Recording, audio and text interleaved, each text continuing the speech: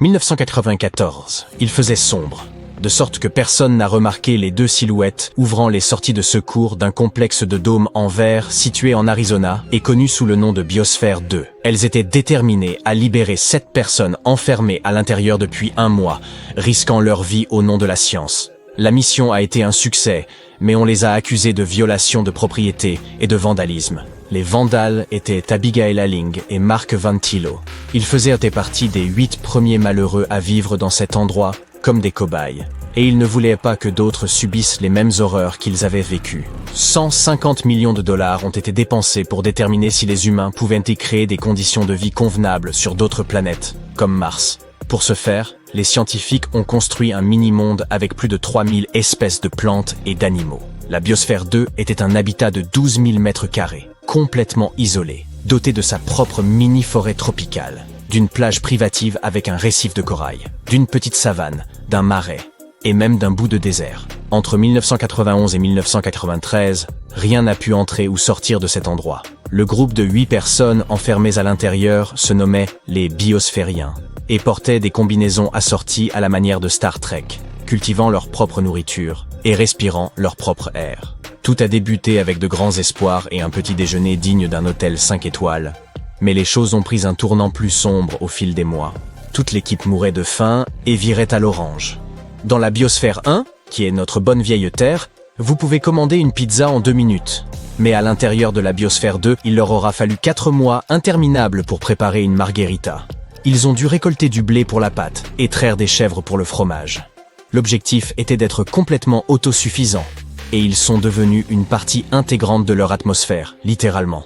Lorsqu'ils expiraient, leur dioxyde de carbone nourrissait les patates douces qu'ils cultivaient. Et ces patates douces devenaient en retour une partie d'eux-mêmes, puisqu'ils mangeaient essentiellement le même carbone encore et encore. Ils se sont en repus de patates douces que leur peau est réellement devenue orange à cause de tout cet excédent de bêta-carotène. Ce qui semblait être une situation amusante sur le moment a mis en évidence un gros problème. Les rendements agricoles dans la Biosphère 2 étaient extrêmement décevants, et l'équipe mourait de faim. La faim les rendait fous, et des accès de colère subite les ont conduits à faire des choses regrettables, comme voler des bananes dans la réserve du sous-sol. Au bout d'un moment, il a fallu verrouiller le congélateur. Au cours des 6 premiers mois, chacun d'eux a perdu entre 8 et 26 kilos. Chaque jour, quelqu'un se chargeait de peser les aliments frais pour le cuisinier, consignant toute information sur les nutriments dans l'ordinateur pour s'assurer que l'équipage atteignait ses apports recommandés en calories, protéines et matières grasses. Au début, les repas étaient servis sous forme de buffet, mais à mesure que les vivres commençaient à manquer, les cuisiniers ont commencé à diviser méticuleusement leur nourriture en portions égales. Leur régime, principalement des patates douces, des carottes, des fruits et occasionnellement de la viande le dimanche, était censé leur permettre de tenir pendant ces épuisantes semaines de 80 heures, faites de travail manuel épuisant. Les Biosphériens quittaient chaque repas encore affamés et faisaient des rêves récurrents de Big Mac, de sushis, de barres chocolatées et autres gâteaux. L'air commençait à manquer. L'endroit était entièrement scellé, avec un dôme de verre et d'acier par en haut, et un sol fait du même métal par en bas. Les responsables veillaient à contrôler tout ce qui y entrait, afin d'éviter que des matériaux synthétiques émettent des gaz nocifs. Les zones de confort étaient meublées de bois et de laine, et on ne pouvait pas y utiliser de déodorant chimique ou y souffler de bougies d'anniversaire. Les Biosphériens comptaient sur la nourriture qu'ils cultivaient, et sur leur mini-forêt tropicale pour produire l'oxygène nécessaire à leur survie. Cependant, ils perdaient très rapidement de l'oxygène, asphyxiés par leurs propres émissions de dioxyde de carbone. Et le pire, c'est qu'ils n'avaient aucune idée de pourquoi. Avec encore 9 mois d'expérience à subir, le niveau d'oxygène avait déjà chuté de 21 à environ 15%, ce qui donnait l'impression de vivre au sommet du mont Fuji. Ils se sentaient terriblement mal et se traînaient péniblement à travers la biosphère. Ils ne pouvaient même pas terminer une phrase sans s'arrêter pour reprendre leur souffle. Puis l'apnée du sommeil a commencé à apparaître, certains se réveillant à bout de souffle. Pour réduire les niveaux de CO2 à l'intérieur de la Biosphère 2, ils ont bien tenté quelques manœuvres désespérées, comme faire pousser des plantes à un rythme fou, réduire autant que possible l'arrosage du sol, et même renoncer à labourer leur culture. Rien n'a fonctionné. Tout le monde a donc convenu qu'ils n'étaient pas très loin de toucher le fond, et ils ont donc résolu de demander de l'aide. Des camions réfrigérés sont arrivés pour pomper de l'oxygène pur dans Biosphère 2. Dès que le gaz a commencé à se répandre, ils se sont mis à rire aux éclats et à courir partout comme des cabris. L'écosystème était un véritable désastre. Les colibris et les abeilles ont disparu après quelques mois, de sorte que les plantes n'étaient plus pollinisées. Les vers et les acariens ont attaqué les cultures, et les cafards ont tout envahi. 4 espèces de cafards sauvages ont été introduites pour recycler la matière organique, mais les cafards domestiques ordinaires étaient les survivants ultimes. Ils sont parvenus à s'infiltrer et à se multiplier, présentant une menace sérieuse pour les cultures. La nuit, la cuisine était envahie de cafards dès que les lumières s'éteignaient. Pour combattre cette infestation, le groupe a graissé des tasses de café avec du lubrifiant et y a mis des morceaux de papaye pour servir d'appât. Les cafards grimpaient à l'intérieur, mais ne pouvaient plus en escalader les bords glissants pour s'échapper. Avoir faim, manquer d'oxygène, faire face à des infestations d'insectes, cela suffirait à rendre fou n'importe qui. De violentes disputes ont conduit les gens à se jeter des tasses à la figure et à se cracher dessus. Finalement, le groupe s'est simplement scindé en deux. Ils ont arrêté de se parler et pouvaient se croiser dans les couloirs sans même s'adresser un regard. La moitié d'entre eux voulaient plus de nourriture et d'oxygène pour poursuivre l'expérience avec dignité, tandis que l'autre moitié croyait en leurs chances de survie sans aide extérieure, et ce quoi qu'il en coûte. En vérité, la chambre scellée avait été violée bien avant tout cela. Juste 2 semaines après leur entrée, une biosphérienne du nom de Jane Pointer s'était coupé le bout du doigt dans un accident de cuisine en préparant du riz. Le médecin de la mission a essayé de le recoudre, mais cela n'a pas fonctionné et son doigt a noirci en quelques jours. Elle s'est rendue à un hôpital extérieur pour y être opérée, et quelques heures plus tard, elle est retournée à l'intérieur avec un sac de sport rempli de fournitures comme des pièces d'informatique et des pellicules couleur. Les journalistes n'ont découvert cette livraison furtive que bien des mois plus tard. Et en raison de cela, nombre de gens ont remis en question la crédibilité de toute l'expérimentation. Les médias ont traité l'expérience comme une émission de télé-réalité, la qualifiant de divertissement écologique à la mode. Les gros titres de partout dans le monde donnaient l'impression que l'équipe était sur le point d'y laisser la vie. Au point que leurs familles s'inquiétaient et appelaient sans cesse les biosphériens pour s'assurer qu'ils allaient bien. Le groupe avait l'impression d'être dans un zoo humain, avec des touristes venant de loin pour les regarder au travers de leurs cages de verre. Rien que dans les premiers 6 mois, plus de 150 000 personnes ont visité l'endroit. La Biosphère 2 a fini par devenir un gag dans la culture populaire, inspirant une comédie appelée Biodome et des décennies de sketchs amusants. Vous vous demandez peut-être pourquoi aucun d'eux n'a abandonné l'expérience et n'est sorti par la grande porte. Eh bien, aucun des environnementalistes ne voulait être le premier à admettre que c'était au-dessus de ses forces. De plus, ils gardaient encore tous l'espoir de pouvoir relever le défi de la construction d'une seconde Terre. En bout de compte, ils sont parvenus à découvrir où étaient repassées les 7 tonnes d'oxygène manquant. Il avait été absorbé par le béton. Même si être essoufflé tout le temps peut sembler avoir été le plus grand défi qu'ils s'aient dû relever, les biosphériens ont déclaré que l'apprentissage du contact humain dans un environnement clos était encore plus difficile. Il semble que l'expérience ait été un énorme fiasco, mais le groupe a acquis beaucoup de précieuses leçons. Ils ont prouvé qu'un écosystème scellé pouvait fonctionner pendant des années. Ils ont contribué à des études sur la restauration des récifs coralliens.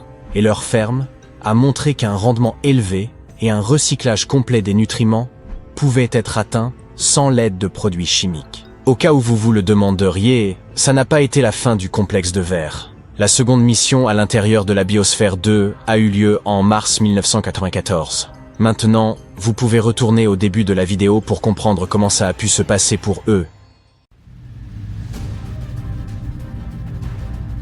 Dans l'espace, l'obscurité entre des points de lumière aveuglantes cache des trous noirs béants, affamés et effrayants.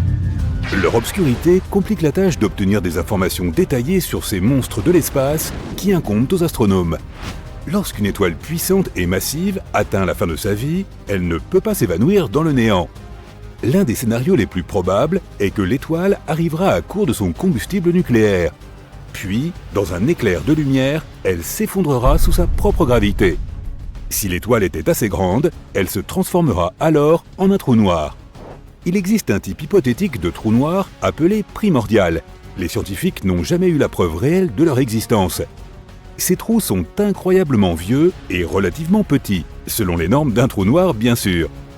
Les astronomes pensent qu'ils auraient pu apparaître quelques millisecondes après le Big Bang. À cette époque, les étoiles et les galaxies n'étaient pas encore nées. Cela signifie que les trous noirs primordiaux ont probablement été les témoins de toute l'histoire de l'univers. À ce jour, les plus petits trous noirs primordiaux se sont très probablement évaporés. Mais les plus gros peuvent encore être disséminés dans l'espace. Mais comment sont apparus les trous noirs primordiaux? Au tout début, l'espace était différent. Dans certaines zones, il faisait plus chaud et dans d'autres, plus frais, tandis que certaines zones étaient extrêmement denses. Les scientifiques pensent que ces zones denses auraient pu s'effondrer en trous noirs primordiaux. Mais le plus étrange, c'est que ces trous sont peut-être si petits justement parce qu'ils sont apparus juste après le Big Bang. Plus un trou noir mettrait de temps à apparaître, plus il serait grand. La différence de masse entre les trous noirs les plus anciens, plus petits, et les plus jeunes, plus grands, est considérable. Compare une masse 1000 fois plus grande que celle de notre Soleil à celle d'un dragibus, et tu auras une idée. Il existe une théorie selon laquelle les trous noirs primordiaux auraient pu être constitués de matière noire. On pense que cette matière représente environ 80% de la masse de l'univers observable. Les astronomes ne peuvent pas voir directement cette substance bizarre car elle n'émet pas de lumière ni aucune sorte d'énergie. L'idée est restée marginale pendant des décennies. Mais récemment, les scientifiques ont réalisé qu'il y a beaucoup plus de trous noirs dans l'univers qu'ils ne le pensaient. Et cela signifie que la théorie pourrait bien être vérifiée. Et la vaste population de trous noirs du Big Bang, qui nous est encore cachée, pourrait non seulement être constituée, mais être de la matière noire. Après tout, les astronomes n'ont pas encore observé une seule particule de matière noire, même après des décennies de recherche. Certains scientifiques affirment que la matière noire ne peut pas être composée de tonnes de trous noirs primordiaux de différentes tailles. Ils se heurteraient bien trop souvent pour que cela puisse fonctionner. D'autres objectent que les trous noirs peuvent exister par paires, puis un troisième peut toujours s'approcher de la paire et remplacer l'un des trous initiaux. Après tout, notre univers grouille de trous noirs. Ce processus se répéterait encore et encore, ce qui signifie qu'il n'y aurait presque pas de fusion ou de collision. Les trous noirs primordiaux pourraient se regrouper en amas d'une taille équivalente à la distance entre notre Soleil et l'étoile la plus proche. Chacun de ces amas pourrait abriter des milliers de trous noirs, tous entassés les uns contre les autres. Un gigatrou noir, d'une masse équivalente à 30 fois celle du Soleil, pourrait se trouver au centre. Et d'autres, plus petits et plus banals, pourraient occuper le reste de l'espace. De tels amas pourraient se trouver partout où les astronomes pensent que se trouve la matière noire. Mais jusqu'à présent, il ne s'agit encore que d'une théorie, aussi enthousiasmante soit-elle, et certains scientifiques ne la soutiennent pas encore par manque de données. Les trous noirs se comportent parfois comme des volcans galactiques massifs. De temps en temps, ils entrent en éruption. Mais au lieu de cracher de la lave, ils produisent d'énormes quantités d'énergie, et cela crée des trous béants dans la matière et le gaz environnant. Récemment, les scientifiques ont découvert l'un des plus grands cratères de l'univers. La radio et les télescopes à rayons X ont détecté un trou noir supermassif qui est entré en éruption il y a de nombreuses années. Cela s'est produit dans un amas de galaxies à environ 390 millions d'années-lumière de la Terre. Le cratère alors formé, qui était en fait un trou percé dans le gaz chaud de l'amas, pouvait contenir 15 fois la Voie lactée. Récemment, des astronomes ont découvert que l'une des étoiles les plus massives de notre voisinage pourrait bien avoir disparu. L'étoile planait dans l'espace à 75 millions d'années-lumière de la Terre, ce qui est trop loin pour que les scientifiques puissent distinguer clairement les différentes étoiles, à moins qu'elles ne soient vraiment massives comme celle dont nous parlons. Elle était gigantesque et brillait 2,5 millions de fois plus que notre Soleil. Les astronomes ont vu pour la dernière fois la lumière de l'étoile en 2011, mais quand ils ont décidé de l'examiner de plus près, plusieurs années plus tard, ils ne l'ont pas trouvée. Les étoiles aussi énormes s'éteignent généralement dans une supernova extrêmement brillante. Mais là, rien du tout, ce qui a laissé les scientifiques tout à fait perplexes. Une théorie affirme qu'elle s'est effondrée en un trou noir, et c'est arrivé sans déclencher une supernova au préalable. Cela se produit parmi les étoiles qui approchent de la fin de leur vie, mais c'est très très rare. K2-141b est une planète située en dehors de notre système solaire. À première vue, elle n'est pas si différente de la Terre. Elle possède des océans liquides qui s'évaporent en nuages, se condensent et retombent sur la surface sous forme de pluie. Mais au lieu de l'eau, tout cela se passe avec de la roche. La surface de l'exoplanète est recouverte de mers de lave de plusieurs dizaines de kilomètres de profondeur. Les températures sur K2-141b atteignent 2800 degrés Celsius pendant la journée. C'est assez chaud pour que le magma des océans se vaporise dans l'atmosphère. Ensuite, les vents supersoniques, qui peuvent se déplacer à une vitesse de 1,6 km par seconde, transportent cette vapeur de roche vers le côté obscur de la planète. Le magma vaporisé se refroidit, redevient liquide et tombe sous forme de pluie rocheuse. Il va te falloir un bon parapluie. Une étoile appartenant à la galaxie GSN 069 pourrait se transformer en une planète de la taille de Jupiter dans les prochains billions d'années. Tout cela grâce aux rencontres régulières de l'étoile avec un trou noir.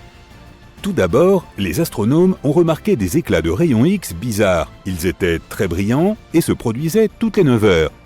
Après avoir examiné ce phénomène, les chercheurs ont réalisé qu'il s'agissait d'une étoile qui se trouvait sur une orbite unique autour d'un trou noir. Et les éclairs qu'ils ont vus étaient la matière qui se détachait de la surface de l'étoile.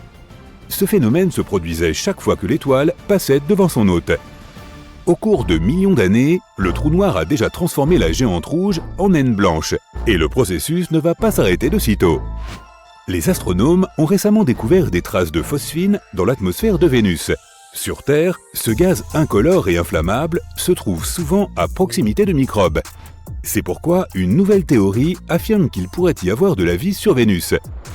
Mais si c'est le cas, elle ne peut apparaître que dans les nuages, car aucun organisme vivant ne pourrait survivre à l'environnement extrême de cette planète. Sa surface est en effet incroyablement sèche, dépourvue d'eau liquide et avec une pression 90 fois supérieure à celle de la surface terrestre. Les températures y atteignent presque 480 degrés Celsius, ce qui est suffisant pour faire fondre certains métaux. Du méthane, un gaz généralement produit par les êtres vivants, a été découvert sur Mars en 2013. Le vaisseau spatial Mars Express de l'Agence spatiale européenne l'a détecté dans le cratère Gale près de l'équateur martien. Cette découverte pourrait un jour apporter des réponses quant à la présence de vie sur Mars. L'astéroïde 2019 OK a effrayé les scientifiques en passant près de notre planète en juillet 2019. Ce rocher assez massif, jusqu'à 122 mètres de diamètre, est apparu de nulle part. Il a voyagé très près de la Terre, à seulement 72 000 km. C'est moins d'un cinquième de la distance qui sépare la Terre de la Lune. La couche extérieure du Soleil est bien plus chaude que sa surface. Les températures varient entre 5500 degrés Celsius près de la surface et 555 000 degrés Celsius au niveau de la couronne, c'est-à-dire la couche la plus externe du Soleil. La raison de ce phénomène pourrait être les nano-éruptions. Ce sont de puissants éclats de chaleur réguliers provenant de l'étoile. Une autre théorie désigne plutôt la couche qui se trouve juste sous la surface du Soleil. Elle semble générer un faible champ magnétique. C'est pourquoi, lorsque l'énergie de cette couche quitte le Soleil, elle chauffe la couronne à travers un réseau de branches et de racines magnétiques. La Lune est peut-être encore en train de rétrécir. Le diamètre de notre satellite naturel a perdu 45 mètres depuis plusieurs centaines de millions d'années. Si ses entrailles continuent de se refroidir, cela pourrait expliquer les séismes qui secouent la surface de la Lune. En 2019, l'atterrisseur InSight de la NASA, dont le but était d'étudier l'intérieur de Mars, a enregistré le premier tremblement de Mars de l'histoire. Ces séismes se sont répétés à raison de 2 par jour environ. La plupart d'entre eux étaient minuscules. Tu ne les ressentirais même pas s'ils se produisaient sur notre planète. Jusqu'à présent, plus de 300 séismes y ont été détectés. Ce sont les premiers séismes enregistrés sur un corps céleste autre que la Terre ou la Lune. Un autre phénomène mystérieux découvert par la mission était les étranges impulsions magnétiques. Elles se produisaient chaque nuit autour de l'atterrisseur. On ne sait toujours pas ce qu'étaient ces impulsions. L'atmosphère de Pluton s'élève beaucoup plus haut au-dessus de la surface de la planète naine que celle de la Terre. Elle comporte également plus de 20 couches, toutes glaciales et extrêmement condensées. D'ailleurs, notre Lune a aussi une sorte d'atmosphère, appelée exosphère. Elle se compose d'hélium, de néon et d'argon, mais elle est 10 billions de fois moins dense que l'atmosphère terrestre.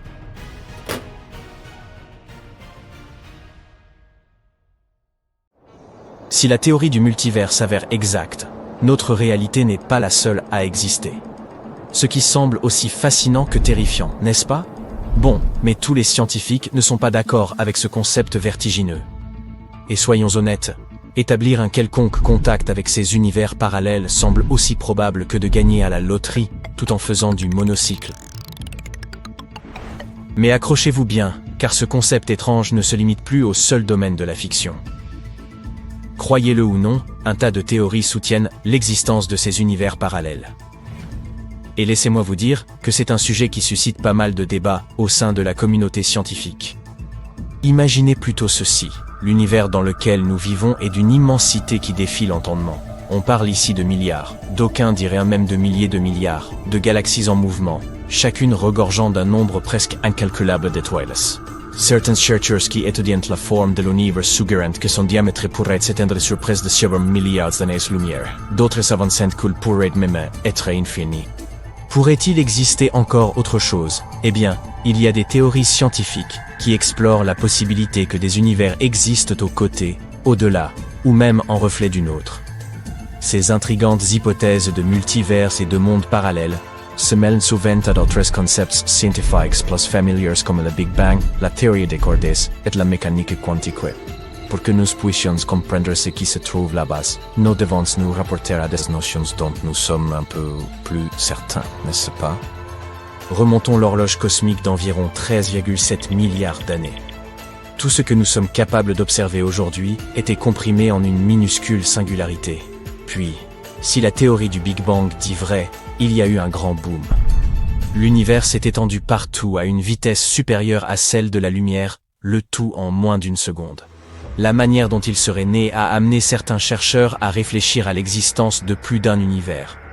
Ils se demandent si cette croissance soudaine est achevée partout au même moment.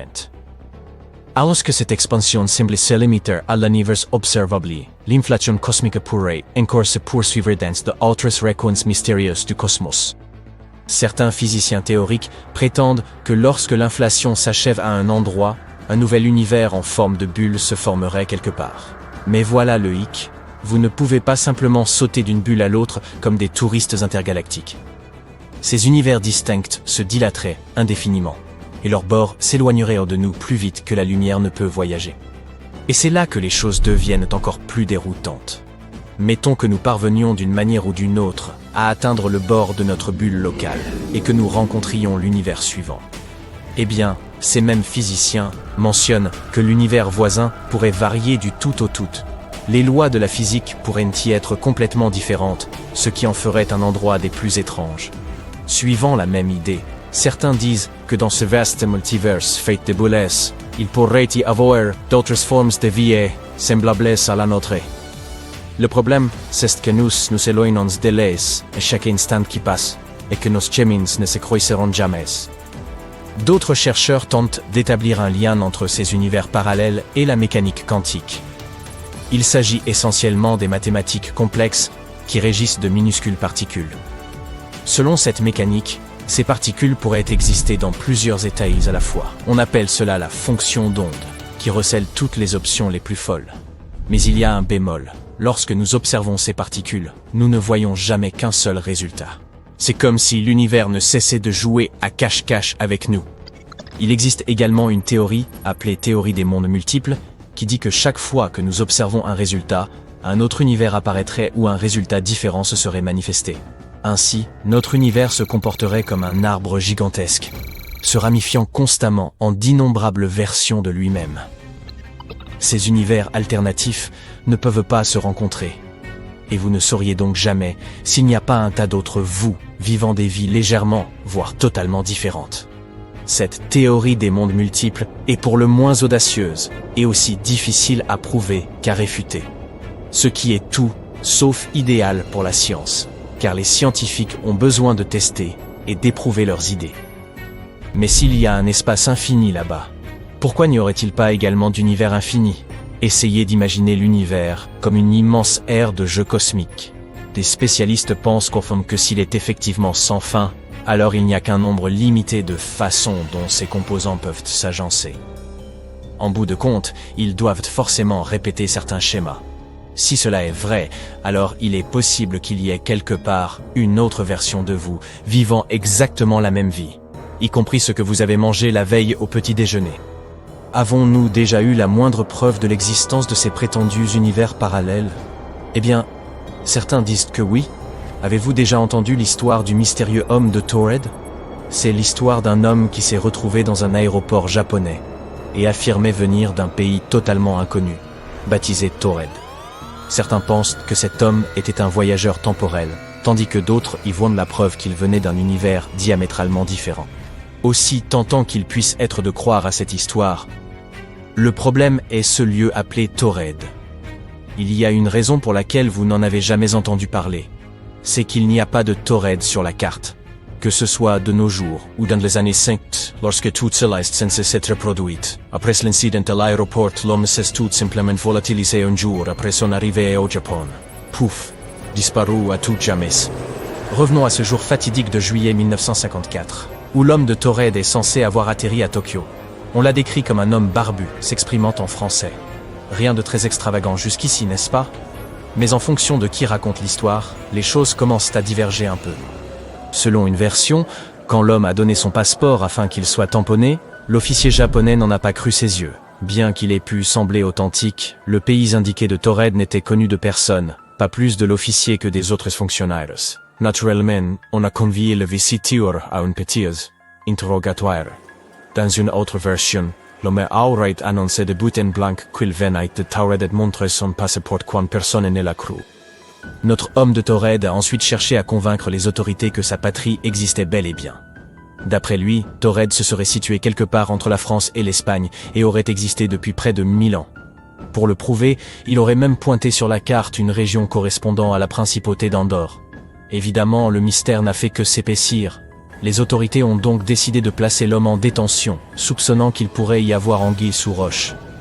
On l'a logé dans un hôtel à proximité pour la nuit, mais non sans stationner 2 gardes devant sa chambre pour garder l'œil dessus. Pouvez-vous deviner ce qui s'est passé ensuite? Roulement de tambour, s'il vous plaît. Lorsque les agents se sont présentés le lendemain matin, prêts à poursuivre leur enquête, l'homme avait disparu sans laisser de traces. Aucun signe d'évasion, et pour rendre les choses encore plus troublantes, tous ces documents avaient aussi mystérieusement disparu. Et si cet homme de Taured était un voyageur temporel ou un aventurier intergalactique? Certains sont même allés jusqu'à échafauder des théories dignes de la science-fiction pour expliquer cet étrange événement, et vous n'allez pas croire le nombre de gens sur Internet qui l'ont interprété comme une preuve de l'existence de réalités alternatives. L'une des hypothèses les plus étranges suggère que l'homme aurait accidentellement trébuché dans une dimension parallèle et terminé dans cet aéroport japonais. Dans son univers d'origine, il y aurait une Terre tout comme la nôtre. Mais à la place d'Andorre se trouverait le pays de Taured. Une autre idée voudrait que l'homme ait été un voyageur venu du futur. Désolé de vous l'annoncer, mais l'explication la plus probable à toute cette histoire d'homme de Taured est que l'imagination de quelqu'un se soit emballée. Comme il existe de nombreuses versions du même récit, il est probable que les gens n'aient cessé d'y ajouter des détails extravagants pour le rendre plus sensationnel. Toute l'histoire s'est simplement transformée en légende urbaine, et il n'y a que peu, ou pas, de raison de croire que nous ayons un jour croisé un voyageur temporel, ou un autostoppeur intergalactique sur notre bonne vieille Terre. Il existe une chance pour que notre galaxie entière de la Voie lactée soit située dans un prétendu vide spatial. C'est une région où il y a relativement peu de matière par rapport à d'autres coins de l'univers connu. Elle est donc beaucoup moins dense qu'ailleurs. En d'autres termes, nous pourrions exister dans une sorte de bulle d'air dans un gâteau. Si tel était le cas, cela signifierait que nous sommes encore plus seuls que nous le pensions. Dans notre univers, toutes les galaxies s'éloignent constamment les unes des autres. Pour comprendre à quelle vitesse elles s'éloignent, les chercheurs ont recours à une chose appelée la constante de Hubble-Lemaître. C'est comme un compteur kilométrique, mais à l'échelle galactique. Toutefois, il existe un mystère cosmique surnommé la tension de Hubble. Cela remet en question ce que nous pensions savoir de l'expansion de l'univers. Les scientifiques considéraient autrefois la constante de Hubble-Lemaître comme un guide fiable, mais nos observations récentes remettent cette fiabilité en question. Les vitesses que nous observons dans la réalité ne correspondent pas aux distances que nous avions calculées et projetées. On ne sait pas pourquoi ces mesures ne correspondent pas. Des chercheurs ont suivi les mouvements des supernovas et ont constaté que l'univers semblait s'agrandir plus rapidement autour de nous que dans son ensemble, comme s'il nous évitait exprès. Après avoir pris cela en considération, on a commencé à supposer que nous pourrions tous vivre dans un vide cosmique. Les vides cosmiques sont de vastes espaces de vide entre les galaxies. Ils font ressembler notre univers entier à une grande éponge. Mais revenons au début, juste une fraction de seconde après le Big Bang. Juste après le commencement de tout, l'univers n'était qu'un plasma chaud et comprimé. Il ne présentait que de très petites variations de densité, appelées fluctuations quantiques. Après le Big Bang, l'univers a commencé à s'étendre. Ces fluctuations quantiques se sont développées avec lui, créant des régions où la densité de la matière varie. En raison de cela, l'univers ne s'est pas dilaté de manière uniforme partout. À la place, de petits amas de matière ont commencé à se regrouper, créant au fil du temps d'énormes structures, les galaxies. Celles-ci sont disposées en grands murs et filaments avec d'énormes écarts entre elles. Et ces écarts sont les vides, également connus sous le nom d'espaces sombres. Ces vides ne sont pas exactement vides.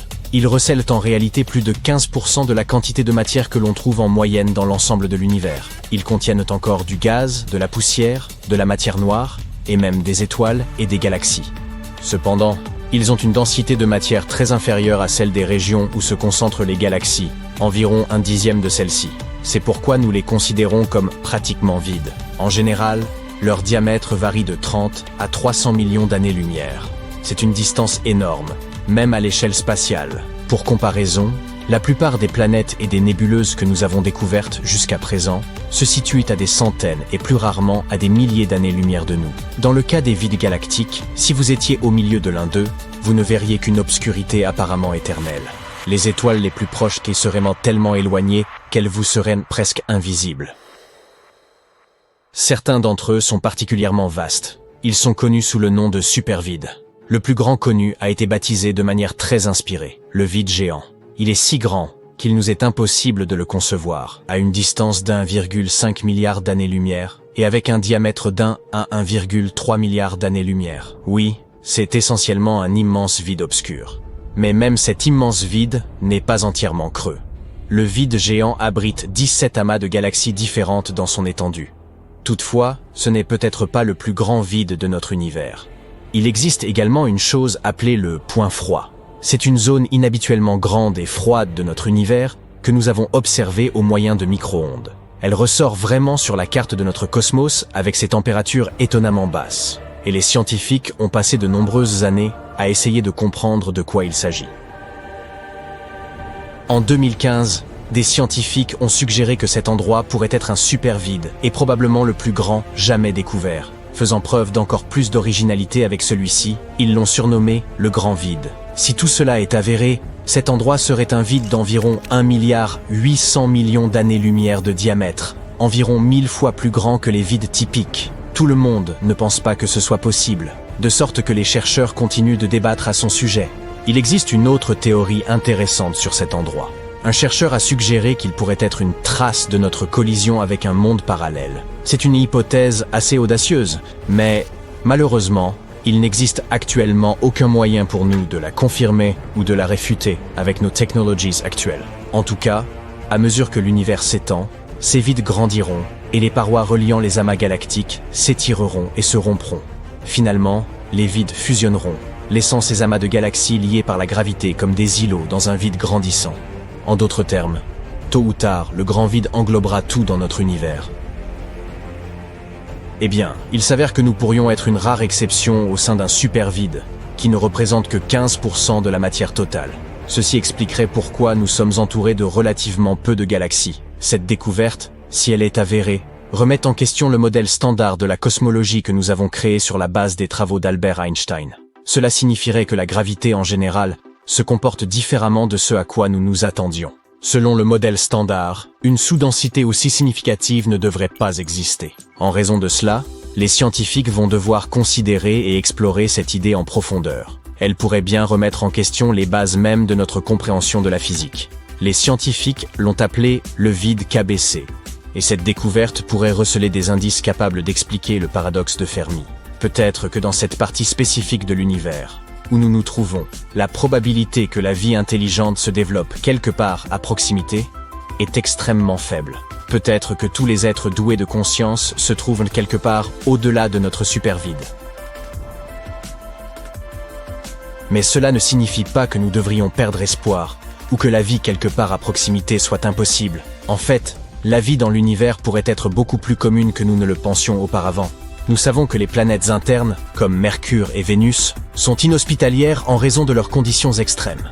Néanmoins, Vénus semble digne d'intérêt car, même si la toxicité de cette planète est insensée, les astronomes pensent qu'elle aurait pu ressembler beaucoup à la Terre dans le passé. Elle aurait même pu abriter la vie, hélas. Elle se trouvait trop proche du Soleil, et toutes ces bonnes conditions se sont évaporées avec le temps. Mais il existe une possibilité que la vie microbienne subsiste dans ces nuages de haute altitude. Mars, un désert froid, aurait également pu être un endroit plus accueillant dans le passé, avec des rivières et des lacs. Bien qu'il lui manque à présent une atmosphère protectrice, une vie ancienne aurait pu exister là-bas. Dans ce cas, elle aurait potentiellement laissé quelques fossiles, et des microbes souterrains pourraient toujours y survivre. Nous avons découvert certains indices de leur présence, mais nous débattons toujours pour savoir si ces traces étaient vraiment de nature organique ou non. Les géantes gazeuses, comme Jupiter et Saturne, et les géantes glacées ne sont pas idéales pour la vie, mais leur lune offre quelques espoirs. Europe possède un océan sous sa surface gelée, ce qui en fait une candidate potentielle. Encelade rejette même de l'eau dans l'espace, comportant des molécules complexes, qui laissent présager des possibilités intéressantes. Et Titan est tout à fait unique en son genre. Il présente des cours d'eau à sa surface, des rivières et des lacs d'hydrocarbures. Bien que ces températures glaciales ne soient aux guères propices à la vie, les chercheurs se demandent s'ils pourraient abriter une vie chimiquement différente. Pourtant, il nous faudra des décennies afin d'inspecter tous ces corps célestes et de les étudier correctement. Nous n'avons rien envoyé là-bas depuis l'époque de Voyager 2. Mais si nous avons de la chance, nous pourrions explorer l'ensemble de notre système solaire au cours du XXIe siècle. Dans tous les cas, il y a beaucoup de potentiel pour la vie, même dans notre seul système solaire, sans même mentionner toutes les planètes et galaxies que nous avons découvertes à proximité. Nos estimations suggèrent que l'univers observable, celui que nous pouvons voir donc, pourrait abriter environ 5300 milliards de mondes habitables. L'une des candidates les plus probables jusqu'à présent est Kepler 180 6F. C'est une planète potentiellement semblable à la Terre, seulement 10% plus grande que celle-ci. Elle orbite autour d'une naine rouge, qui est une étoile un peu plus sombre, plus froide, mais avec une plus grande longévité que notre Soleil. Et elle ne se trouve qu'à environ 490 années-lumière, ce qui peut sembler beaucoup, mais souvenez-vous des distances que nous avons évoquées avec les supervides. Alors, même si nous nous trouvons vraiment dans un supervide, nous avons encore la chance d'avoir de nombreuses galaxies et planètes autour de nous. Et si un jour nous trouvons un moyen de voyager à travers l'univers, quitter le vide KBC sera probablement à notre portée. Nous rêvons depuis longtemps d'une vie sur Mars. Non seulement de notre culture de pommes de terre là-bas, mais aussi de toutes les pommes de terre qui auraient pu s'y trouver dans le passé. Y a-t-il déjà eu de la vie sur Mars ? Récemment, des scientifiques ont découvert quelque chose qui pourrait en être la preuve. Voyons de quoi il retourne. Mars est la 4e planète à partir du Soleil. Aucun être humain n'a encore posé le pied sur Mars, mais des robots y ont posé leurs roues. Les premiers engins spatiaux à avoir visité la planète rouge étaient les atterrisseurs Viking de la NASA. Ils s'y sont rendus en 1976 et nous ont transmis de nombreuses données intéressantes. À l'époque, nous ne savions rien de Mars. Pour nous, elle ressemblait à un désert froid et sans vie. Mais comme nous nous ressemblons beaucoup, les scientifiques ont commencé à se poser des questions. En a-t-il toujours été ainsi ? Ou est-il possible qu'autrefois Mars ait été prospère et pleine de vie ? Et en 2022, le rover martien Perseverance de la NASA a trouvé quelque chose qui pourrait éclairer ce mystère. Mais tout d'abord, qu'est-ce que Perseverance ? Selon les scientifiques, s'il y a déjà eu de la vie sur Mars, il est peu probable qu'elle ait pu disparaître sans laisser de traces. Elle a dû laisser des marques, peut-être sous terre, où elle serait protégée des caprices solaires radioactifs et autres nuisances. Il faut donc examiner les roches. Il est important de noter que nous ne recherchons pas de vie sur Mars pour l'instant. Il est fort probable qu'il n'y en ait pas. Nous voulons plutôt nous pencher sur le passé lointain de notre planète voisine. Nous parlons là de milliards d'années. Quand Mars était chaude, verte et loin d'être sans vie. En d'autres termes, nous devons retrouver des microbes morts et divers composés chimiques similaires à ceux de la Terre. C'est la mission de notre protagoniste, Perseverance. Elle est arrivée sur Mars en février 2021. La sonde s'est posée au fond du cratère G0. d'une largeur de 50 km, et après l'atterrissage, elle s'est déplacée en direction de l'ouest, jusqu'à l'endroit qui a incité les scientifiques à choisir Jezero pour leur relevé. Cet endroit est le delta d'une rivière asséchée, et cet ancien fleuve a déjà plus de 3,5 milliards d'années. Le cratère Jezero lui-même était autrefois un grand lac. Eh oui, apparemment, il y avait de l'eau sur Mars, et les chercheurs suggèrent que ces endroits pourraient être les parfaits gardes du corps des microbes. C'est exactement ce que font les bactéries sur Terre. Elles se cachent, demeurent immobiles dans les profondeurs des lacs et des étangs. On pourrait donc probablement y retrouver des traces. Les chercheurs pensent que ce lac particulier présente la plus grande valeur scientifique de toute la mission. C'est ici, à Jezero, que l'on a le plus de chances de trouver des roches sur lesquelles de telles bactéries auraient pu un jour survivre. Perseverance s'est donc rendue dans le delta. La route n'aura pas été facile. Le véhicule s'est un peu planté et a atterri plus loin que prévu. Comme le disait Cooper dans Interstellar, cette petite manœuvre va nous coûter 51 ans. Heureusement, Perseverance n'en a pris qu'un. Et en chemin, il a pu explorer Jezero d'un peu plus près. Ce rover utilise un outil intégré complexe pour explorer le monde qui l'entoure. Cet outil s'appelle le Scanning Habitable Environments with Raman and Luminescence for Organics and Chemicals. Ou tout simplement, Sherlock. La NASA raffole des acronymes. À mesure que l'appareil s'approchait du delta, le signal des molécules organiques s'intensifiait. Bientôt, ces signaux étaient omniprésents et, de surcroît, ils étaient les plus brillants jamais observés par les scientifiques. Qu'est-ce que cela signifiait? Élémentaire, mon cher Watson. Tu sais, Sherlock, il était temps de creuser. Depuis juillet 2021, Perseverance a foré et collecté 4 fines carottes de roches sédimentaires. Le nombre total de roches collectées est actuellement de 12. C'est la première fois de l'histoire que l'on collecte de telles choses sur une autre planète. 4 carottes ont été prélevées sur 2 roches nommées Skinner Ridge et Wildcat Ridge. Les 2 premières carottes, celles de Skinner Ridge, ne semblent pas très intéressantes à première vue. Elles sont assez proches de ceux que l'on peut trouver dans de nombreux endroits sur Terre. Cependant, si nous les regardons de plus près, nous verrons qu'elles sont parsemées de grains ronds faits d'un matériau sombre. 6 grains sombres pourraient avoir été déposés par une ancienne rivière, celle-là même qui se jetait dans l'ancien lac de Jezero.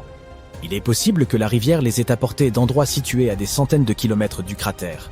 Et ça, c'est plutôt cool, car si nous étudions ces carottes, nous pourrons en apprendre davantage sur les coins même les plus reculés de Mars. Enfin, il n'y a pas de coin sur Mars, mais tu vois le topo. Puis en avril 2022, Perseverance est parvenue dans le delta. Les scientifiques avaient enfin trouvé ceux qu'ils cherchaient. Et le moins que l'on puisse dire, c'est que cette découverte les a enthousiasmés. Ils ont foré 2 nouvelles carottes, qui contenaient des substances organiques. Cette paire-ci a été prélevée à Wildcat Ridge. Elle se trouve très près de Skinner Ridge, mais les 2 roches sont très différentes l'une de l'autre. Ces échantillons sont plus clairs et plus uniformes. Il s'agit très probablement de mudstone, une roche inhabituelle, semblable à l'argile, mais plus dure et incapable d'absorber l'eau. Leur grain est également plus fin que celui des carottes de Skinner Ridge. Pourquoi est-ce important? Parce que plus les grains de la pierre sont fins, plus il est probable qu'elles contiennent des traces d'une vie passée. Sur Terre, les pierres à grains fins reposent le plus souvent au fond des étangs et dans des endroits similaires. Elles peuvent y conserver les restes d'organismes morts et d'autres éléments similaires pendant des siècles. Et c'est exactement ce que nous avons retrouvé dans ces carottes. De plus, selon les scientifiques, il y avait plus de matière organique dans ces 2 carottes que dans n'importe quel autre endroit étudié par Perseverance jusqu'à présent. Elle s'y est probablement accumulée pendant que le lac s'évaporait progressivement, il y a des milliards d'années. Il y a donc bien eu de la vie sur Mars. Bon, mais ralentissons un peu. Les substances organiques sont des molécules contenant du carbone. Et oui, sur Terre, elles sont le plus souvent associées à la vie. Mais pas toujours. Parfois, elles peuvent se former à la suite d'autres choses. On ne peut donc pas encore dire avec certitude s'il y a eu de la vie sur Mars. Nous ne savons pas si ces molécules sont réellement issues de microbes martiens ou si elles sont le résultat d'autres phénomènes. Mais cette découverte est tout de même très importante. Nous devons littéralement continuer à creuser dans cette direction.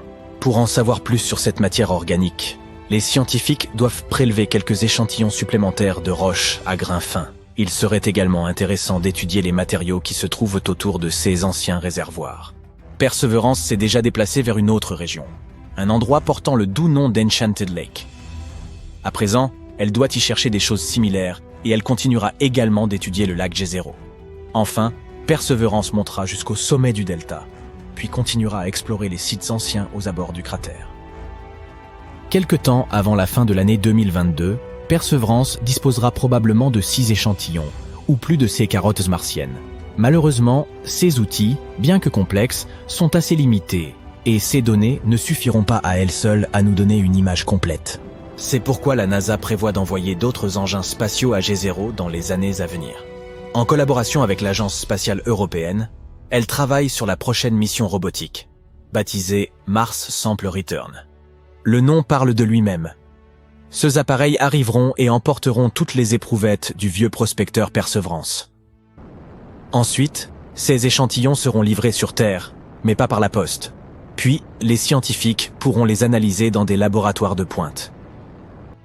Cependant, tout cela prendra beaucoup de temps. Le lancement de cette mission est prévu pour 2027, 2028, et ces vaisseaux spatiaux ne pourront pas revenir avant 2033. Mais si tout se déroule bien, ce seront les premiers échantillons de l'histoire livrés à la Terre depuis Mars. En d'autres termes, il y a encore matière à rechercher, littéralement. En effet, nous ne connaissons pas encore la véritable portée de CS découverte. Mais c'est pour cela que la mission a été créée, n'est-ce pas? Et qui sait, peut-être que dans quelques années, nous découvrirons enfin la vérité sur ce qui s'est passé sur Mars il y a des milliards d'années. Oh, regarde, des Martiens!